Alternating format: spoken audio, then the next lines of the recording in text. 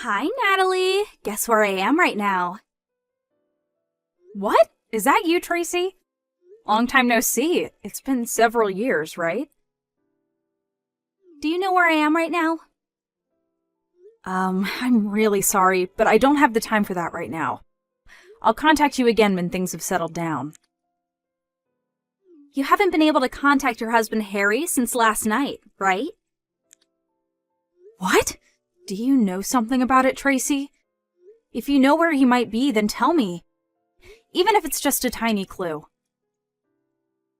That's why I'm asking you to guess where I am right now. Huh? Don't tell me that. Are you two together right now?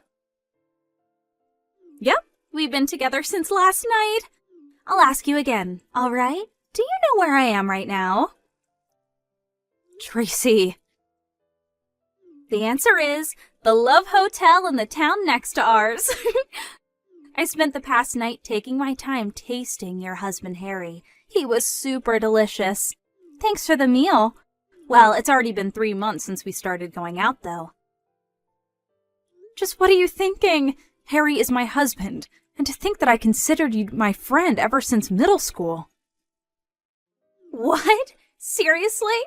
Well, I guess we were friends. You were my best friend whose job was to make me look better.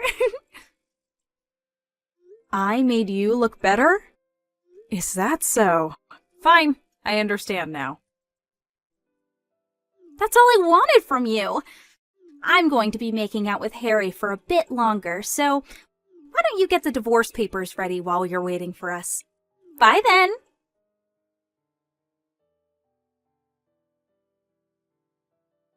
Hi, Natalie. Thanks for divorcing Harry.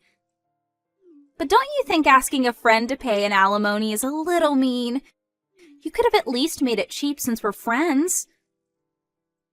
The alimony I made you pay was a fair amount, and I was just expressing my legal right. Alimonies aren't made cheaper for friends. And we aren't even friends anymore in the first place. Aww. Besides, you made Harry pay your portion of the alimony anyways, right? Oh, that's right! I did make him pay the alimony. He's so reliable. It must be because he has such a large salary. What? Harry has a large salary? Yes, that's the reason I stole Harry from you in the first place. I wanted his money. You got married earlier than me, even though you were always just there to make me look better. That was enough to make me mad. But to think that you married a practical celebrity like Harry? I couldn't forgive it, and that's why I stole him from you. Well, at the end of the day, the two of us were perfect for each other. So, all's well that ends well, I guess. Not to mention that he's filthy rich. This is a dream come true. Well, that's it, I guess. We're going to be turning in the marriage papers now. I'll tell you about it again once we get married. Bye now. See you later. So that's what happened.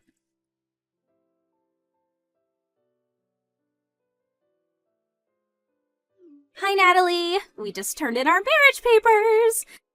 Now I'm the celebrity wife of a rich man. Not only that, but I received a $20,000 diamond ring from Harry. What? A diamond ring? Yes, he told me he wanted to go to the park next to the city hall before turning in the marriage papers. And I was wondering what he was going to do, and we're getting married so fast and everything's super hectic, so this is my only opportunity to give you this, he said, while standing in a tree shade and swiftly pulled out a diamond ring from his pocket. He then put it on my left ring finger. Is that so? Well, I guess you must be happy. Sorry for stealing such a rich man from you. I know it was probably the best thing to happen to you in your life. I'm just glad because you seem happy. What? Ew! What's with that reaction? You're actually seething with anger and jealousy right now, aren't you? I know you still have feelings for Harry. Moving on then. I need to move my stuff to our room in the high-rise condominium, since I'm going to be living with him from now on. What? A high-rise condo? Yes, you already left, right? Well, I guess so. I don't want to continue living in that room considering the future. Huh?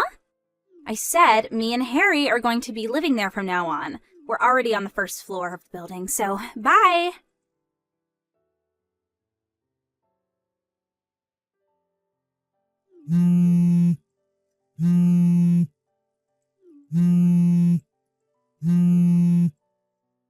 Natalie, answer my calls. What is the meaning of this? What? I can't get into the high-rise condo anymore. You mean you can't get past the auto lock? Yes! Harry says he doesn't know why either. Did you do something out of your jealousy for our happiness, Natalie? Huh. No, that sounds like such a hassle. Then what is the meaning of this?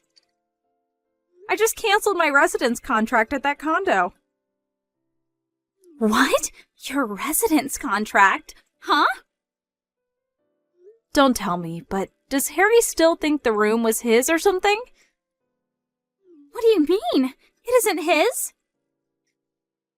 Yep, I'm the owner of the room at that high-rise condo.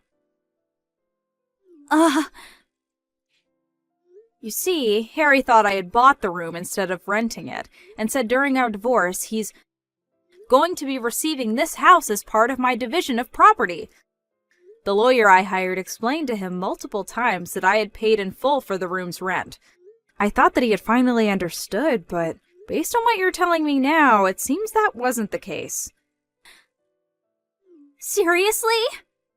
Me, the owner of the room, already decided to leave the condo. So, obviously, I was going to terminate the residence contract. I'm already done with the paperwork, as you can see. No way! Oh, that reminds me. I sent Harry's stuff to his parents' house by delivery. 10 cardboard boxes are probably going to arrive by tomorrow noon, so tell him to pick it up, okay? I paid for the delivery fee as sort of a final act of kindness, so I'd be glad if he was grateful. Hey, hold on a second. You're just a regular office employee, right? Why are you paying for a room at a high-rise condo? What? Didn't I tell you already? I inherited my aunt's company 2 years ago. Huh? Wasn't your aunt the CEO of a company that rents nursing equipment? Does that mean you're now the CEO of that company? Yes, it does mean that. That being the case, I wanted to try out living in a high-rise condo and enjoy its lifestyle. I was planning on living there for a few more years, but I decided to move out since the place was going to be ruined by memories of the divorce. It's a bit earlier than I had planned, but who cares? I thought to myself. I now moved to a 1 LDK room at a regular apartment. Seriously? And to think that I would be able to live the high-rise condo life. Not to mention that you are actually now rich. That just makes me even more annoyed. This is my life now. It won't change no matter how much you complain. Well, fine. At least I have Harry, who's filthy rich on my side. All we have to do is find a room in another high-rise condo. I think that might be impossible. Why? He's rich, remember? Well, no. He's actually unemployed. What? He quit his job half a month after we got married, you see. This is part of the reason why we only got married on paper, but never actually had a wedding ceremony. After that, I found out that he was cheating on me with you, and he was forced to pay me an alimony. He probably has no money left at this point, you know? What? But he has enough money to live in a high-rise condo. Are you actually dumb or something? I already said that I was the one paying the rent for that room. Besides, didn't you ever ask Harry what kind of job he did? Don't tell me you married him without even asking him what he did for a living. But I don't care what he did as long as he made money. Wait, that reminds me. He just nonchalantly gave me a $20,000 diamond ring for our marriage. He probably has some sort of side business that he didn't tell you about. And this side business makes a lot of money. Is that diamond ring this one? What? Natalie, what's the meaning of this? Why do you have a picture of my ring? He was supposed to have bought it after you two got divorced. That's my ring, you see? What? It's a cubic zirconia ring that I bought for myself. Cubic zirconia? It's a name of a stone that looks like a diamond, but is actually relatively cheap. The price of the ring was $20, by the way. $20? What do you mean? It's true that I do have a $20,000 diamond ring in my possession, given to me by my aunt, but it's scary to have something that expensive lying around the house, so I have it stored elsewhere. Then this $20 ring is what? I found it on an online shop, and it looked like the ring that my aunt gave me, so I bought it thinking that it would be a good decoy. I couldn't find it ever since I moved, so I thought I had lost it, but I didn't notice that Harry stole it. What? What he did is probably just theft, but it's not like I want it or anything, so I'll give it to you, Tracy.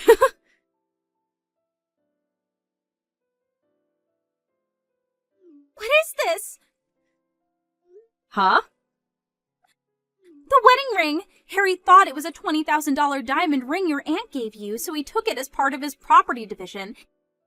He said, so I had it checked out before we got married at the jeweler to be certain, and it was actually a cubic zirconia ring, just like you said. I told you, didn't I? Oh my God, what are you going to do about this? I just married a poor, unemployed man. Why don't you divorce him if you're not happy with the marriage? You say it like it's so easy. Come to think of it, I don't even have a place to live. I already canceled the residence contract at my apartment since I was so ready to move to a high-rise condo. Oh, that reminds me. Your parents' house no longer exists since your parents got divorced, right?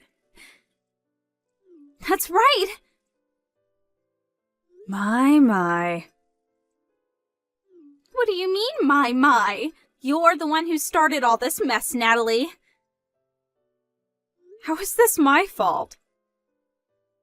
How was I supposed to know that you, the wife, were the main source of income? No one would have guessed such a thing. Why didn't you tell me sooner? You mean I was supposed to tell you after you stole Harry from me? But poor friends! Even if we were friends back in school, we hadn't been in contact for several years. I never had an opportunity to tell you all about me and Harry's situation, did I? But doesn't this mean that you were screwed the moment you decided to steal Harry from me? But it looks like all you can say is but. And it's none of my business what you do now that Harry and I are divorced, so figure this out between you and Harry, all right? Natalie, wait! Bye! Natalie!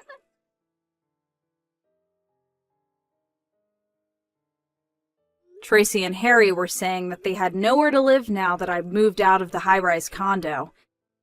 But it seems they remembered that I had told Tracy that I sent Harry's stuff to his parents' house, so that's where they went the next day. Apparently, they were planning on making it seem like the divorce was my fault, and getting the sympathy of Harry's parents and eventually convincing them of letting him and Tracy move in, but obviously I explained to them what had happened. After all, I was sending them a bunch of stuff.